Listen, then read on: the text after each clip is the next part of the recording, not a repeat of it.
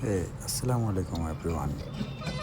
আমরা প্রথম দিনে হায়দ্রাবাদে ঘুরতে গেলাম রামোজি ফিল্ম সিটি। হোটেল থেকে বেরিয়ে আমরা ট্যাক্সি ধরে রামোজি ফিল্ম সিটিতে চলে এলাম। আমাদের একটু দেরি হয়ে গেছিলো, আমরা 12টার সময় গিয়ে পৌঁছেছি। তো তোমরা কেউ যদি রামোজি ফিল্ম সিটিতে আসতে চাও তাহলে অবশ্যই 10টার আগে ঢোকার চেষ্টা করবে। রেডি। আমরা টিকিট কেটে নিয়েছি। আমাদের মাথা পিছু টিকিট নিয়েছিল 1711 টাকা।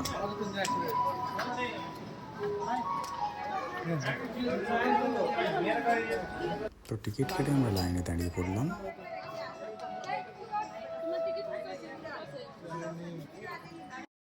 তো আমরা টিকিটটা স্ক্যান করে আমরা ভিতরে ঢুকে গেলাম।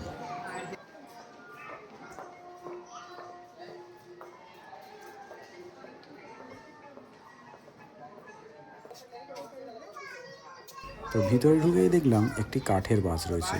তো আমি একটি ফটো তোলার জন্য চলে গেলাম। পুরো বাস ড্রাইভার লাগছিল। তারপরে আমরা বাসে উঠে রামোজি ফিল্ম সিটির জন্য রওনা দিলাম। গেট থেকে রামোজি ফিল্ম সিটির মেন গেট মিনিমাম 10 মিনিট। আমরা দূর থেকে দেখতে পেলাম রামোজি ফিল্ম সিটি মেলা।